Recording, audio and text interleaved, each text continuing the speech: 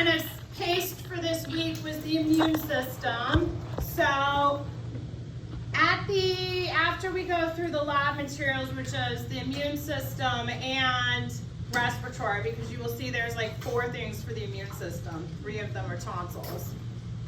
I'll take any questions that you have about the immune system, because I know it can be intense. There are a lot of moving parts, a lot going on. And then I have your lab midterms. You'll notice that I fully graded your lecture exams. I made available all the feedback and everything. So if you have questions about that, if you're like, oh, I didn't realize that it was open for review yet, cool, review it and then get back to me if you have any questions or concerns. Why are you so sad? Yeah, you're making a face like, okay. I'm sorry, I didn't mean to embarrass. I hope I didn't embarrass you. She'll be okay. She's just going through it. Well, aren't we all? All right, so if you want to move a little forward, I know I've been told it's kind of hard to see from afar. You can scooch on in. You can ask me to repeat things. I'm going to start with the immune system. So, the immune structure, lucky for you, the immune system is a functional system, so there's not a whole lot of structure, is there? We have some lymphatic tissue that we talk about, first and foremost being the spleen. We should, at this point, all be super comfortable with the spleen because we did that first test in 201. That said, the spleen is easy to forget about too. I mean, let's be fair. Half my 201s I forget about the spleen. So, but it's tucked up under here, under the diaphragm. The job of the spleen is to filter red blood cells, and filter blood. It's keeping the blood free of pathogen. If all is well and functioning in your body, you should have no pathogenic organisms in your blood. Blood should be sterile. There should be bacteria, fungus, viruses floating around doing their thing. Also, the spleen is where red blood cells that are old and decrepit get torn up and broken down and the parts recycled. So, these are somewhat redundant functions. Red blood cells can die and get recycled elsewhere. We have other immune cells that are patrolling the blood as well. One of the issues with having such a high blood flow and having so many red blood cells hanging out at any given time, this tissue isn't really structurally tough. And so in traumatic accidents, things like that, like car accidents, maybe sporting injuries, it's very easy to damage the spleen. It can lead to uncontrolled bleeding, which presents more of a risk than living a life without the spleen. So this is one of those organs that it's nice to have, not essential. So other structures that you're responsible for the immune system are the tonsils. You have 3 sets of tonsils. The job of the tonsils, again, as you're breathing in air that is unfiltered, as you're eating food and drink that is not sterilized, is to kind of catch some stuff before it gets into the deeper, wider body. Give the immune system a heads up. Like, hey, you may want to look out for these pathogens that might have just gotten by. And so, kind of bounding the entryway, you have here in the oral pharynx, the pharyngeal tonsils. The pharyngeal tonsils are right up against where the opening of the eustachian tube opens into the pharynx. We call them the adenoids. So you maybe know them as the adenoids, but the textbook really refers to them as the pharyngeal tonsils. That said, if there's a sticker on them and you say adenoids, I'm gonna be like, yeah, cool. The ones that we call tonsils Like, and when we're talking, we're like, man, tonsils are big. My tonsils are big. I have strep throat. My tonsils are red. Those are your palatine tonsils. So your hard palate, right? You've got your hard palate, your soft palate, and then your tonsils are hanging back there. You open your mouth, you look in, you should see your tonsils on either side. Those are the palatine tonsils. You can't just tell me tonsils. You gotta say palatine tonsils. Typically, when there is an issue, because sometimes these can get very inflamed when exposed to certain infectious agents, get very large, make it hard to swallow. They can harbor strep, so you keep reinfecting yourself. Some folks get like tonsil stones, which are like these hard calcifications. They irritate and stuff. So folks might make the choice to remove these. You can live without it, and in folks where they're causing more harm than good, often you end up with less throat infections and things like that as a consequence. Typically, they will take the palatine tonsils and the pharyngeal tonsils. Sometimes in kids who keep benign fluid in their ears, you know, they'll put tubes in, but a more permanent fix, they'll take, because sometimes these pharyngeal tonsils can block the tube from the other direction, the eustachian tube, and prevent drainage, they'll take the adenoids.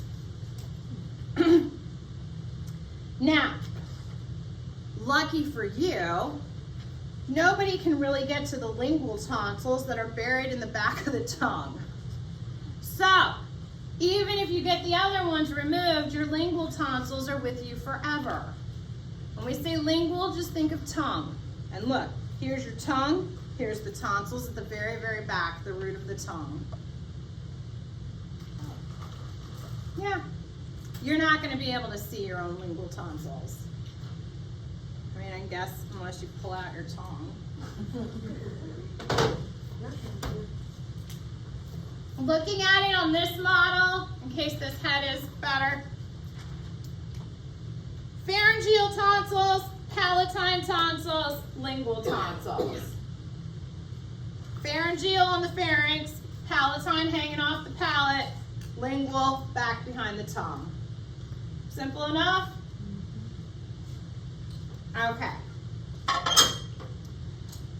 So, let's look at our respiratory system. What's the job of the respiratory system? Breathing, but I mean, why? Why do I need that oxygen? Putting it into the blood.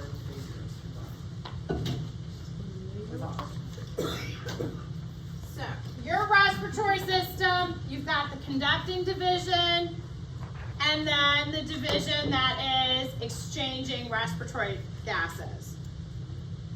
So, the conducting division, its job is just to move that air into and out of your lungs. So, the conducting division includes your larynx, your trachea, the bronchi, the subdivisions of the bronchi that we're going to learn, and end at the alveoli. The alveoli are the functional sacs. They're the sacs where gas exchange occurs. They're covered in capillaries. Oxygen goes into the blood, carbon dioxide goes back in, and then it goes out the conducting division. You need that oxygen because your cells can't make ATP without it, or can't efficiently make enough ATP without it. And carbon dioxide is the metabolic waste product, so you need to get rid of it. And that's the whole point of that system, of the respiratory system.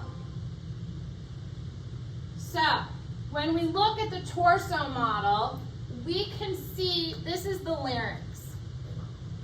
And this part that you can see, this is actually the thyroid cartilage of the larynx. Now, once we get past the thyroid, then you start to see the trachea. And again, the blue rings are the rings of cartilage. We want that cartilage because it prevents the tubes, the conducting division, from collapsing under the pressure differentials that are created in order to move air in and out. Now, the trachea ends at the branch point. And at the branch point, you have your primary bronchi.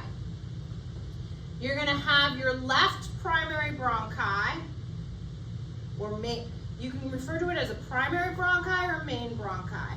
Choice is yours, whatever term is more intuitive to you. The left main bronchi goes to the left lung. The right main bronchi goes to the right lung. Then, your left lung has two lobes. It's thinner and has a lobe less because the heart's hanging out over there. Your right lung has three lobes. When that primary bronchi splits to give you your secondary bronchi, those are the lobar bronchi because they're going to the lobes.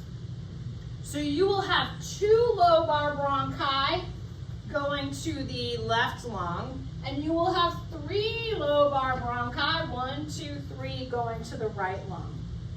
Make sense? Each lobe of the lung is then divided into segments. And so the tertiary, and again, each of these is a branch point. So the tertiary bronchi go to the segment. So you can call them segmental bronchi. So here's our terms for the division of the bronchi. So you have the primary or main, secondary or lobar. You know, I'm going to do it in different colors because Dr. McLaren left me other markers. Secondary are the lobar. And then tertiary are the segmental bronchi. And that's how it breaks up. And then beyond that, you're going to keep dividing until you get to these small little bronchioles that no longer have any cartilage, and they just get thinner and thinner and thinner until you get to the alveoli, the air sacs. But like on this guy here, main bronchi, secondary bronchi, and then branching off that would be the tertiary or segmental bronchi. And that's the tertiary, those are the ones that we see on the outside laying there, look like Yes. spider webs. Yes. Okay.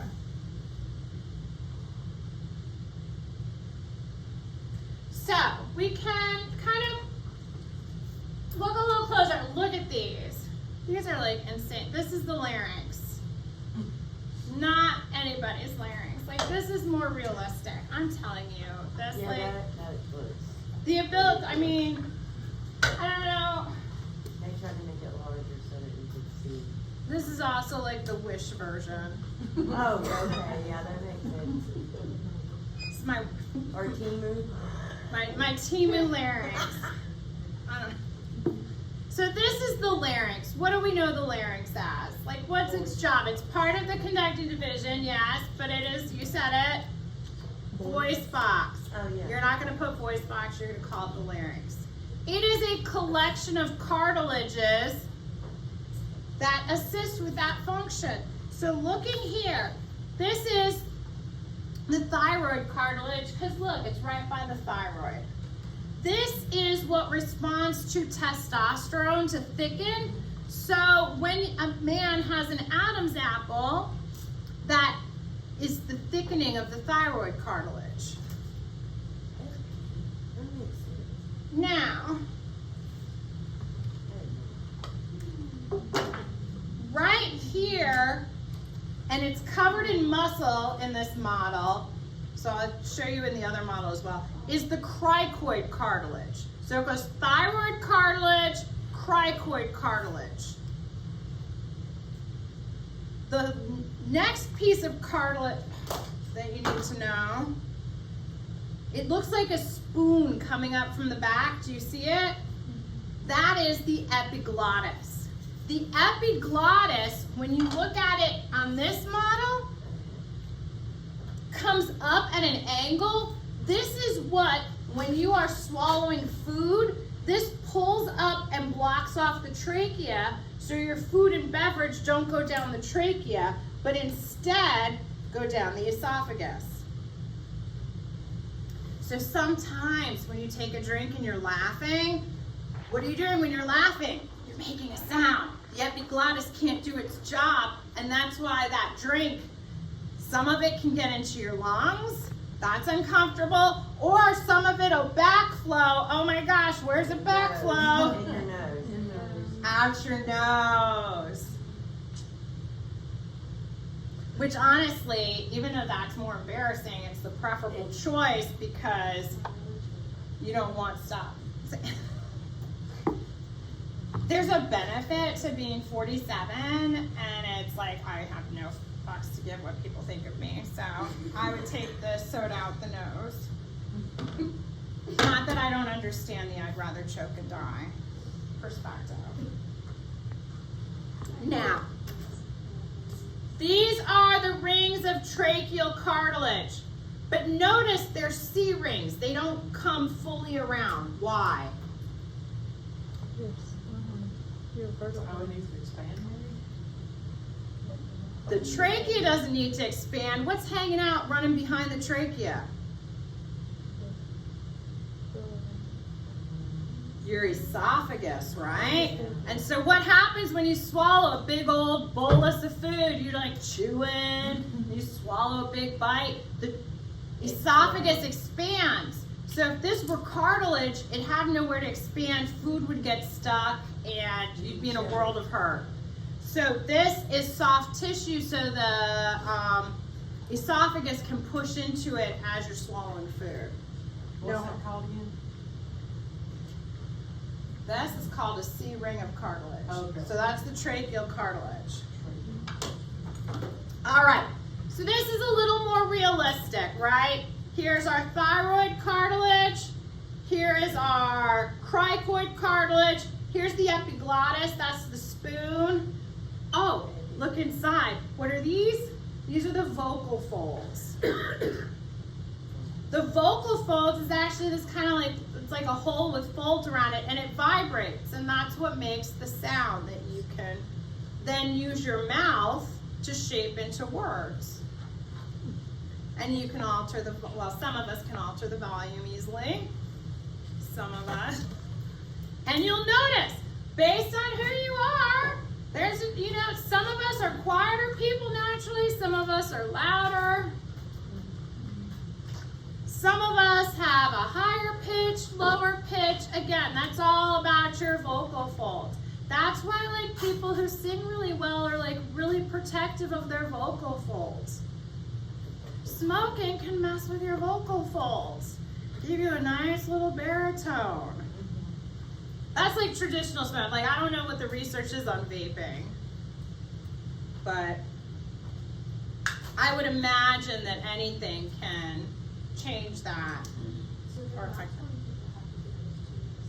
That's a tracheotomy. That's here in the trachea. That means you have a blockage so that you can't get air past here. So you get, usually folks have tumors or something up here that block it off, so they get a hole here so that the air can go in here and then down to the rest of the lungs. So like when you choke, the reason choking kills you is because it impedes air from getting down through the trachea. Well, yeah, your air needs to get through. You're blocking that conducting pathway.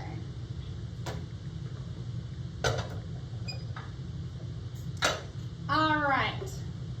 So looking again at this now for the respiratory system, look at your nose.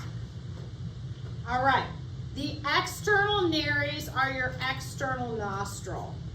The internal nares is an internal nostril. It's the difference between a scratch and a pick. External versus internal. Nares means nostril. External nares is you're just scratching the outside. Internal nares, you're up in that nose. And where do you begin in the nose? This is called the vestibule. What is a vestibule? It's like a welcome spot. So this is welcome to the nose. We've got some things going on here. Do you remember in the nose bones, we had the turbinates? Everybody loves superior nasal concha, middle nasal concha, inferior nasal concha. This model, you can see all three conchas. Who remembers what a nasal concha does and why you have one? Why isn't the nose just smooth? It makes it turbulent so that the air can grab on the the bad stuff can catch on the mucus. Well, yeah. Stuff. When you breathe in air, you are breathing in typically colder, dirty, dry air. And your lungs would prefer clean, warm, humidified air. The whole job of your nose is to kind of cleanse, warm, and humidify the air. But the problem is those air molecules all have to touch the mucous membrane to be cleansed, filtered, warmed, and humidified. But if you think about it, when you breathe in a column, laminar flow, only the air on the external perimeter would touch the mucous membranes. Well, we need a way to introduce turbulence so that the air swirls around and all of it has a chance at touching the mucous membrane. So you introduce these nasal concha. They act as turbinates to disrupt that smooth laminar flow and introduce turbulence. I bet you're sitting here like, I didn't know I signed up for physics.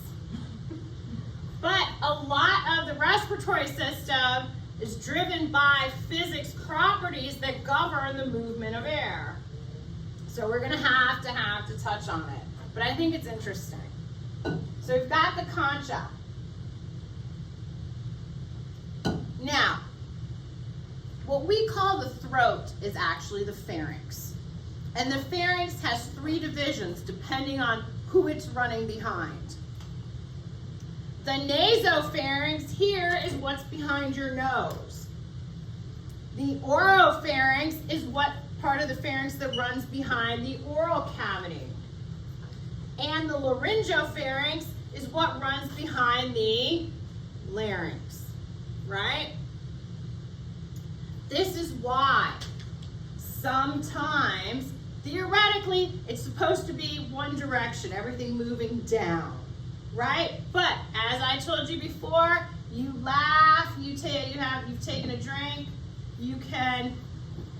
things can move from the oropharynx up to the nasopharynx and out.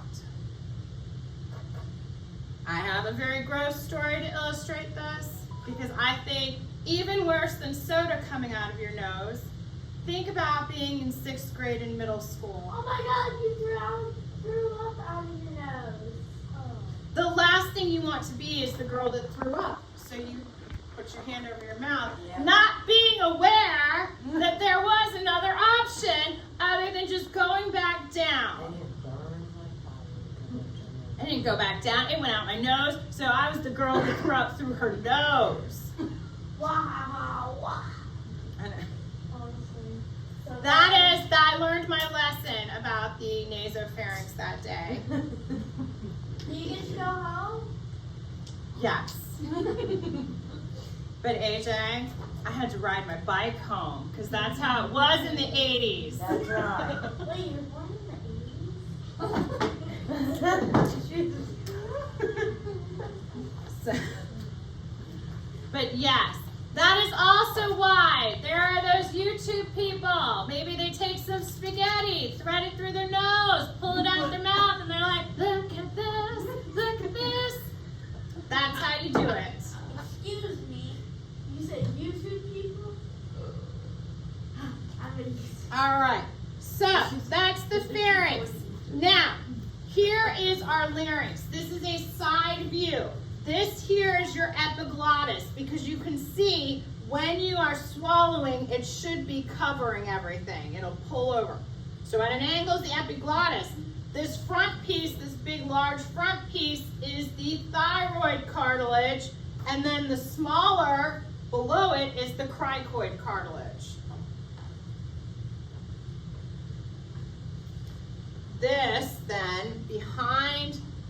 trachea, so it would continue down as the trachea, would be the Tracheal part. esophagus. Now, in here, you see this? This is the pharyngeotympanic tube. That's the new name that's more descriptive. It was born in the 80s. It will forever be the eustachian tube to me. But you can see how close it is to those tonsils, those pharyngeal tonsils. So the eustachian tube is where the middle ear drains into the throat. So as you mature, here's your ear, here's your throat. You should have a nice angle so the fluid moves down this way. Fun fact, in kids, it's very flat, which is why fluid can build up in the inner ear, can stay infected and everything. And again, if it can't drain, most of the times they go in, they put a tube in the tympanic membrane. Now, as you age, you move towards this. So it shouldn't be a problem. By the time the tubes fall out and the eardrum heals, you should be like this. But some folks develop more slowly. Also, some folks have a little blockage with their tonsil, with their adenoids there. All of these, though, can be corrected. So when people get tubes in their ears, like it's just when they gonna fall out? Yeah, Yes. technically, it's supposed to. It's not 100% though. Some people, they have to have a second surgery to have them pulled out and patched. So do it from inward or like out the ear? Just falls out. But it takes like a year. It's just as the tympanic membrane engages in a healing process. Because again, it's just a temporary fix. You're just trying to give enough time. Because you don't want infection, because over time, a fulminating infection can lead to deafness. It can interfere with the ability to hear, and fluid in there interferes with the conduction.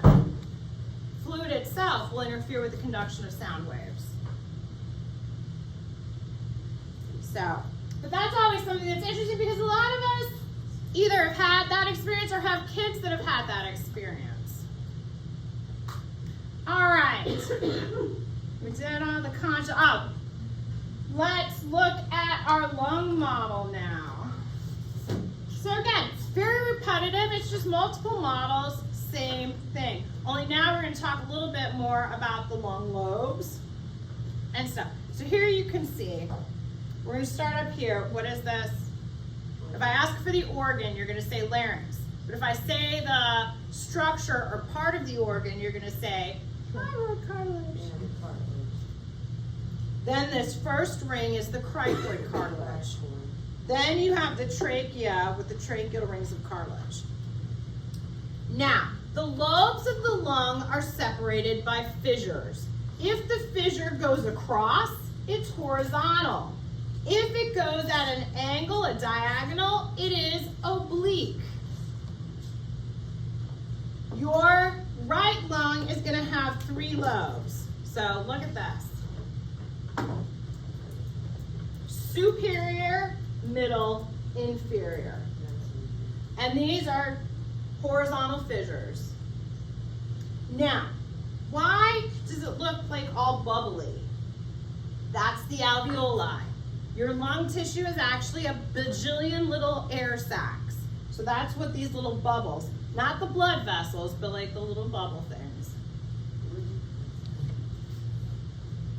So when we look at the left lung, here I'm taking the heart out so we can look at our bronchi.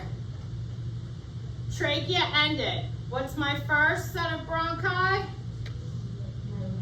The main or primary. And so you have a right main and a left main bronchi. Then going to the individual lobes, it splits to give you the lobar or secondary bronchi. And then when you're branching off the lobar or secondary bronchi, you're segmental or tertiary. Not so horrible, yeah?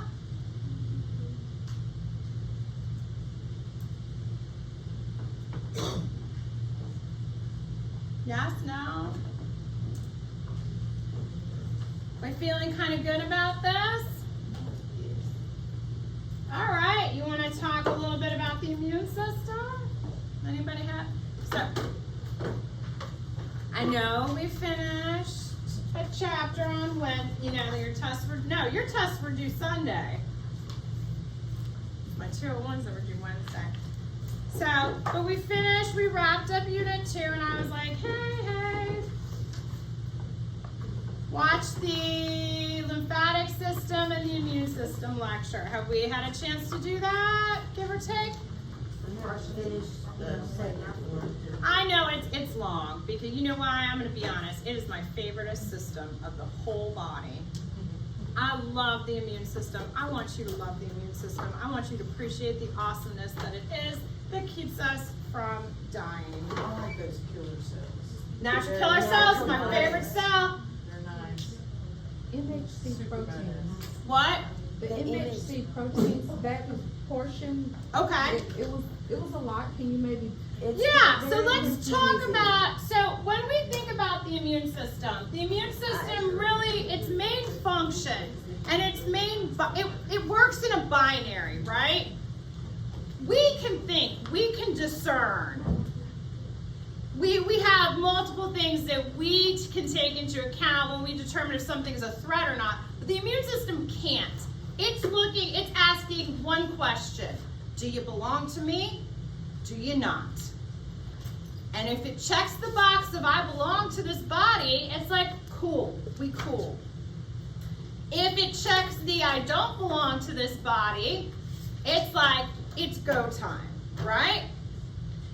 That is why we have tissue rejection. Like, you can't say to the immune cells, like, hey man, that lung is actually trying to help us, and if you kill it, you kill yourself. We're all dying. It just knows that that lung from your donor is foreign. And so the way that it tells who you are is you have these unique MHC proteins. And so when the T cells and B cells are being trained in the thymus and the bone marrow, they are learning what is you. And so they're being shown, like, this is me. This MHC belongs to me, belongs to me, belongs to me. So we have figured out that yes, we can successfully transplant tissue, but it needs to have an MHC that's super close. It's like your immune system is so on point. It can differentiate between Anne and Anna, right? Obviously, Anne and Bethany are completely different names. So if it encounters Bethany, it's gonna be like, I'm taking you out. But even though it can differentiate between Anne and Anna, it might not be as robust because it's not as different. Right. So like if my kid's Anne, MHC say Anne, mine might say Anna, and we can suppress the immune system enough that it doesn't go bonkers because it's closer. It's just a lot less aggravation. That's why siblings are often the best donors, because siblings are a combination of mom and dad in the same way. But you can they will test for random donors in the population, but often the more characteristics you share, the more likely you are to be a match. That's why sometimes folks who are looking for tissue matches, because again, you want as many MHC proteins to match up as possible, they'll look in their population. You'll see sometimes like calls like, hey, so-and-so in this community is looking like, we're looking for donors who have this same like ethnic or racial background because we want a higher likelihood of finding somebody whose MHC is close enough that it would be a successful transplant. So the MHC is really just the way the cells determine an answer to that question. Do you belong to me or don't you? Does that make more sense? So, is it, No. it's similar to the natural killer cells in a way. The natural killer cell is looking for, are you wearing the correct name tag or not? The natural killer cell. So when we look at T cells and B cells, like cellular immunity, they are really more precise. Each line of T cells and B cells is targeting one specific antigen. Natural killer cells aren't that specific. They're just like, this shit doesn't belong here. Okay, I got you. And it can be as simple, like, when I talk about it in like an in-person lecture, I talk about it as like, you're not wearing your name tag. And so, or you're wearing somebody else's. Like in college, I worked at Universal Studios. Part of your uniform, like you could not go and do your thing if you didn't have a name tag. So if I forgot my name tag at home or in my car or something, they didn't care so much if I was wearing my name tag. I wouldn't get docked as long as I had a name tag. So in wardrobe, because yes, the greatest part about that job was they cleaned your uniforms and they gave them to you. You would go in, give your number, get a clean uniform for the day. But you never took them home, which is fine. So they had a box of lost name tags. And so you could be who you wanted to be that day. So sometimes I didn't feel like being Erin. Like I knew I was gonna be maybe a little punchier or whatnot, and I just wanted to be somebody else. So if there were a natural killer cell patrolling around, that would be a fatal flaw. I can't be somebody else for a day. It does not care that I woke up and lost my name tag or forgot my name tag. All it cares is I'm not wearing the name tag that says my name. So natural killer cells, first and foremost, do you have your name tag? If you don't have your name tag, dead. Then the question is it the right name tag? If it's not, dead. And the natural killer cells are taking no chances whatsoever on anything. But in a way, that's good, because what do cancer cells sometimes do? Cancer cells sometimes are feeling punchy, so they change the name tag.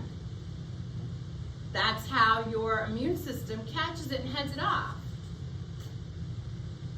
You have, chances are at any given time, you have a cell that has the potential to create a huge cancerous problem for you. The reason these tend to evolve and cancer is more prevalent in older folks is because the immune system just kind of poops out as you get older. That's why they're more at risk for infections.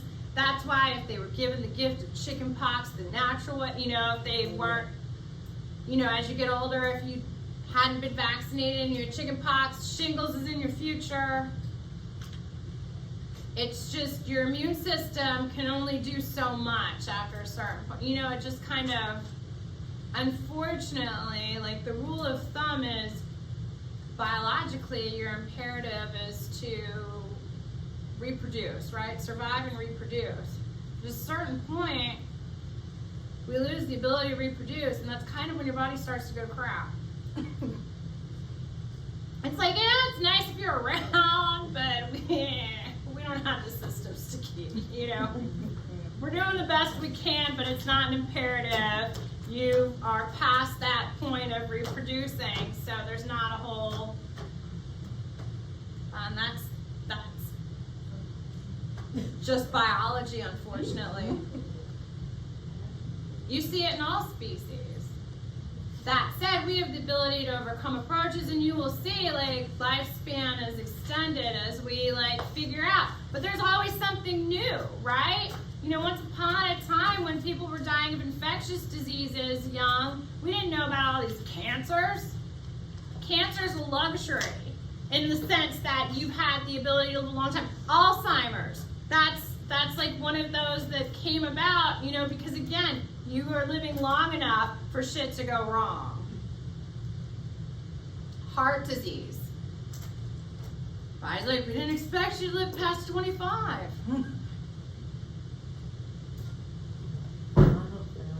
Well, a little longer than that. Well, yeah, but if you look at our ability to engage with technology and advance as a society is much quicker than evolution can keep up with. I have a question about fever. Fever, yes. So, if I recall correctly on the video, it said that when the body has a fever, the liver and the spleen will sequester Iron. and zinc, Mhm. right?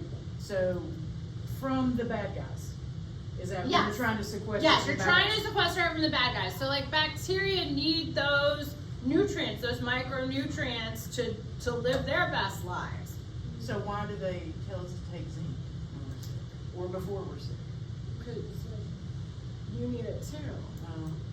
It doesn't seem to take a little bit to actually take in before.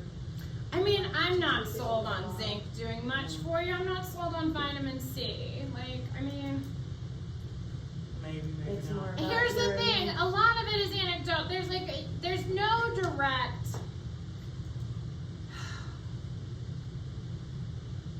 a lot of these over-the-counter things. Look, didn't they just pull something off the shelves that everybody thought was like the next best thing? Like people have been using for like lots of years. It was like a cold medicine, and they were finally like, there's like absolutely no proof that this even helps with a cough or cold. I would say I think it was I think it's on the shelf actually now, but therapy. No, it wasn't that. It was like a common thing, like usually that you give like kids and stuff. They finally they're like, there's no evidence. Because I caught, so my husband's a pharmacist. I'm like, what the hell? He's like, yeah, it should have been pulled off the shelf years ago.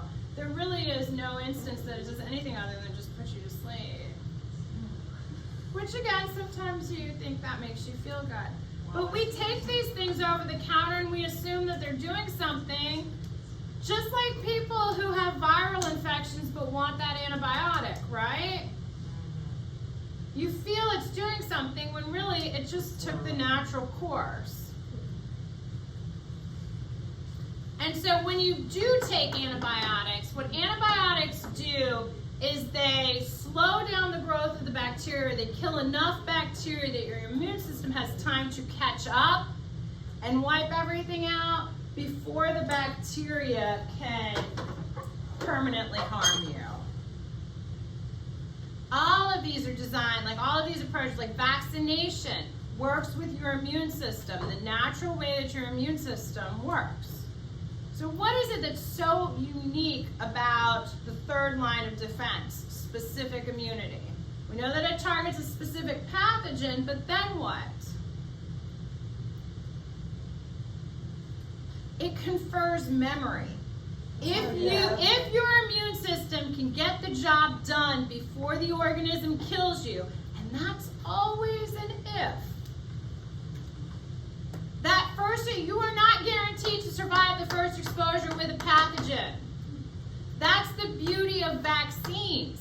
Vaccines give you your immune system that first exposure in a low-risk situation where you are not at risk of dying. Then, when you encounter the pathogen naturally, like in the course of your life, and you get infected, you have that robust secondary effect. Like I honestly, vaccinated for measles. I don't know if I've ever been exposed to measles. I've never gotten measles. And again, some vaccines are more robust than others. But the key is, with the vaccine, you may still get a breakthrough infection. You may still get a little bit sick as the secondary response amps up. But I guarantee, particularly when it comes to respiratory infections, you're not going to die. And that, for me, like the flu shot, you get one every year based on the surface antigens of what they anticipate the flu is going to be like that year. Because it's always evolving. Because look, the flu wants to do its thing. It's evolution, it's a battle, right? We're evolving, they're evolving. And so, I hear it all the time like, oh, I'm not gonna have flu flu shot, I still got the flu. But did you get dead? Because I think what we don't pay attention to, but those of you who work in hospitals and nursing homes, I'm sure you're very aware of, how many people die of the flu each year? Upwards of 60,000.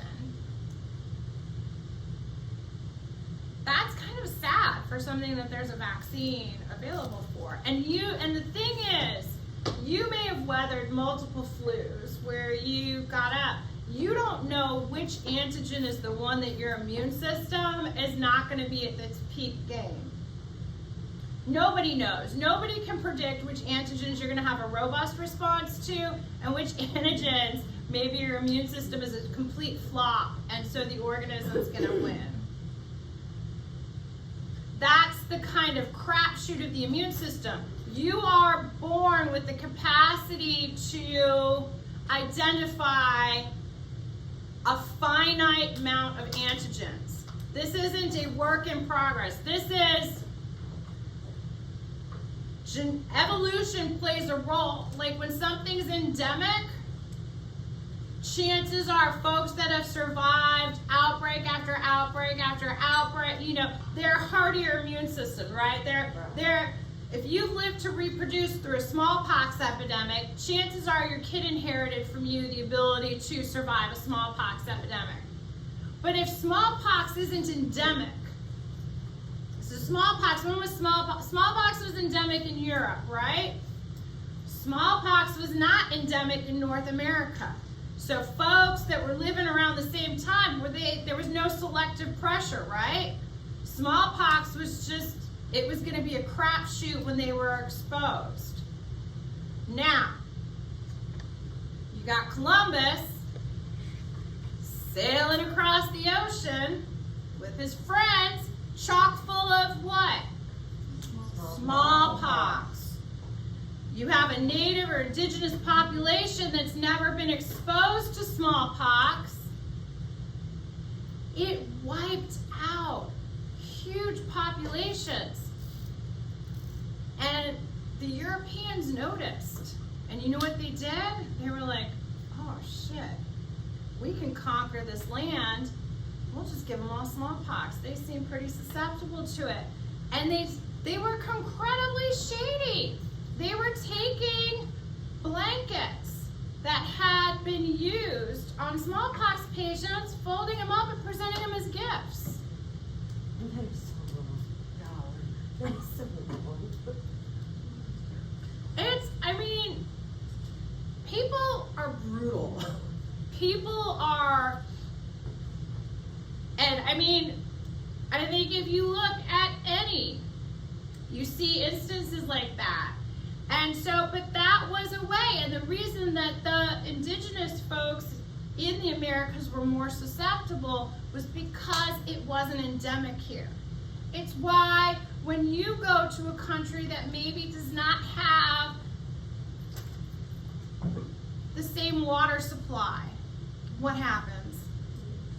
It has bacteria and stuff in it that our bodies are not used to. Right, it's not endemic to us. So, they call it traveler's diarrhea for a reason, because you traveled, the pathogens there not endemic, and you got it. And again, genetics is always a crapshoot. You never know. When there's always, the great thing about such wide genetic variability is that hopefully somebody's always going to survive. But I can tell you it's not always going to be you. So when you have the opportunity to protect yourself, and we think of the flu, I know, it's like, well, I'm not a baby, I'm not an old person, so. But there are instances, and again, of strapping young healthy folks at the peak of their game, go to the gym every day, they eat right, they're living their most healthiest life, sitting in the ICU, almost dying of the flu. And we were in the experiment I never wanted us to see and be able to use as an example, but COVID. look what happened as it ran through populations that had never been exposed. So you believe in the vaccine? Well, I don't, it's not, like, factually, the It's vaccine supposed to- will protect. Right. Yes, and I can from my experience, and that is not to say, once we were all vaccinated, we did end up catching COVID, but nobody in my family had symptoms. Now, that is an experience I will rightly admit the experiment was not done to infect us all prior to vaccination to see what the response would be. Did lose smell and taste, and I was pretty fucking pissed about that. But I got it back, so I stopped raging against that. But I can say from my experience, the Arnold family did not die, which is really my end goal in all games. And knowing what I know about the science of the vaccine, knowing and understanding what I understand about the immune system, I am a 100% advocate for vaccines as the best way to protect yourself, because again, you don't know what your immune system is like top dog on, and what if you're ever going to be exposed to something, your immune system's like, I don't have a receptor for this, sorry, figure it out. So, yes, I will say with abject certainty, you know, we got the initial course of vaccines, and me, my husband, my daughters have gotten all the boosters, and we get our flu shot every year too. We're 100% vaccinated. I mean, I live my life dangerously because I'm like, well, I can eat at Chipotle. I'm vaccinated against anything that should kill me. But I mean, that's just that's my approach to microbiology, but obviously others are a little. But yeah, I mean, I was just kidding. huh? I was Yeah. just kidding. But it makes sense with how the immune system works. It does. That is the whole point, is to get you past that riskiest exposure, the first exposure, in a way where it's deadened. So the organism is either dead, attenuated, or now, like I said, with advancements, we just take the antigen. It's like, we'll just show you the antigen attached to not the rest of the organism, and it's all good.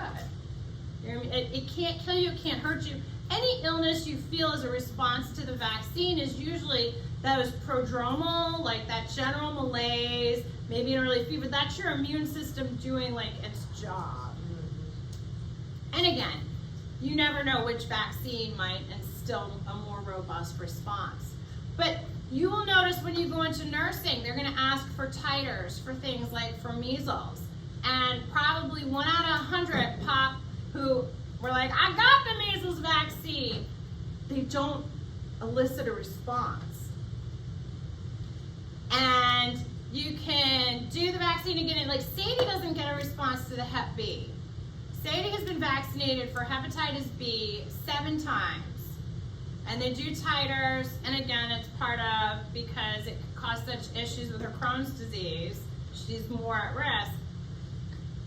But I don't think her immune system is ever going to. And that's one of the reasons it becomes an issue of like, ooh, I hope the people around me then are putting themselves in a position not to spread an organism, because you don't know what vaccines might fail with you due to a lack of an immune response. So for some folks, you can be vaccinated to kingdom come and it just doesn't quote unquote take, and so then you're exposed to the illness and you're at more of a risk. That's why vaccination becomes kind of like this public health issue, where at the end of the day, the goal is to get enough people so that the disease won't spread through the population, and those that are the most vulnerable, who are either immunocompromised, they are not old enough to be vaccinated, or a component of the vaccine elicits an allergic response, so that they don't even have the option of using the vaccine. So, all right, Vaccines and the immune system, now what? You can see I love this system. It is my favorite. It's kind of amazing how it works, really.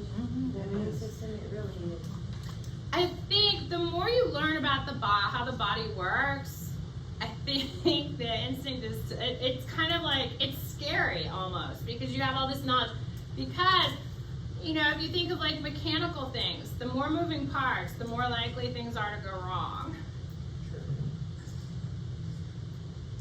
And so if you see in the lecture, there's two problems. You don't want an immune system that's too robust, because what happens when it's too robust, it goes after normal healthy tissue. When it's too excited, it's a balance.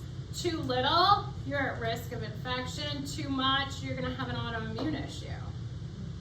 So I read this little section of the book that was talking about, you know, among autoimmune disorders that are in other countries where they don't, I think, aren't as protected against all the infections. They don't, there's a lower rate of autoimmune disease.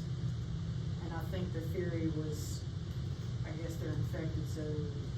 Yeah, it's like the cleanliness hypothesis. Yeah. So basically, if your immune system doesn't have enough to do, it's gonna start looking for trouble. Oh. It is. It's like, your T cells are like, we're here to kill shit. And it doesn't find it. Our job is to kill shit. We want shit to kill. We can't. And the B cells are the ones. Is it B cells? The B that cells are lazy? making antibodies. Yes. The B They're the cells ones are lazy, and lazy. it's The no. T The cells- T cells are lazy because they're not Okay, going to so look B for the cells antigen. have to take the antigen Yes. to the You need T cell. antigen presenting cells Right. to the T cells, but once the T cell finds its antigen, it's like it's go time. Right. And so sometimes you get an extended response where the antigen has been cleared, but those T cells haven't calmed down. That's why we have regulatory T cells as well. And so the T okay. cells are like, they're looking around for stuff, and in antigens and normal antigens, they'll be like, it's not 100% matched, but it's close enough. What do you think? What do you think? Can we kill it? Can we kill it? And then we'll kill it.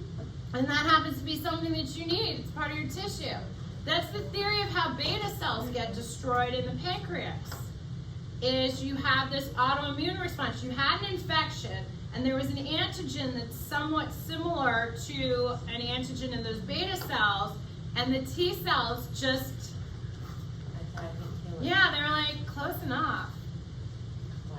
So if they've never gotten that infection, they don't realize Right, what it's it a was. two-part thing. It's autoimmune and an infection. Like, you need both. You need to be susceptible because you have T cells that are overly excitable, and you need to be infected. Yeah, if they've never been infected, it's like a two-factor. But they don't. You wouldn't necessarily know what infection it was that maybe started it. I mean, they think it might be like an adenovirus or something. You know, kids get all sorts of things when your immune system is maturing. And usually, they used to call it juvenile diabetes because it was prevalent, type 1 diabetes was prevalent in younger folks. What's in the email? I'll be back with your phone. No, give me my phone. But it's dark in there. No. Yeah, you're not taking my phone. Uh, All right, more questions on the immune system. I got one from the study guide. Okay. It says, why does it make more sense for the connecting nodes to not live into the circadian veins instead of the circadian heart? So because veins are going right back into the heart. Arteries, that fluid would have to circulate around, and it's already at high pressure, and the pressure would raise as you added more fluid. So you want to put it in a vein and in the subclavian veins, because then it just gets back into circulation. And isn't it the veins that follow the And the veins are lymphatic? capacitance vessels as well, yeah. The And the veins veins are- hang out with the lymphatics. Right. But yeah, that's a good question. I was kind of curious about that too. Oh, good. See, it never hurts to ask a question, because chances are, if you have the question, somebody else does. If they're thinking about it.